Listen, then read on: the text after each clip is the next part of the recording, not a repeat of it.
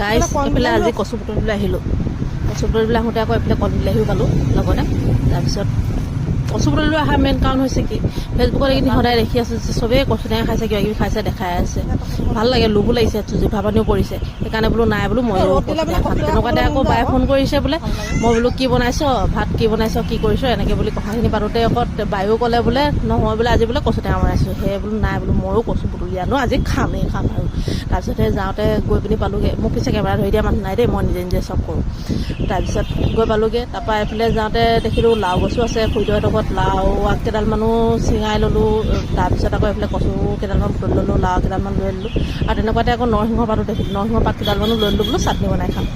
আকৌ তাৰপিছত এইফালে ঘূৰোতে ফুৰোতে আকৌ এইফালে দেখিলোঁ নহয় আকৌ পিয়ানি পালেং কেইডালমানো লৈ ল'লোঁ। তাৰপিছত আৰু লৈ মেলি এইফালে মই বোলো পিয়ানি পালেংকেইডাল মাছ অকণ আনি পিনি খাম আৰু ভাল লাগিব। পিয়ানি পালেংটো মাছৰ লগত দি পিনি বহুত ভাল লাগে। তাৰপাছত আকৌ ঘূৰি ফুৰোতে দেখিলোঁ মাটিকাঁদুৰি কেইডালমানো বোলো লগতে লৈ লওঁ।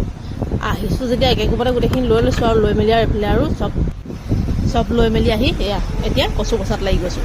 আৰু এটা কথা দেই, কচু বোলে কথা পাতি বাচিলে বোলে কচু টেঙাখিনি খাবলৈ বোলে অকণমান খজুৱাই, কথাষাৰ সঁচা নি বাৰু? গাইজ কোনোবাই জানে যদি জনাবচোন দেই। আৰু ভিডিঅ'টো ভাল লাগিলে লাইক কমেণ্ট শ্বেয়াৰ কৰি দিব আৰু।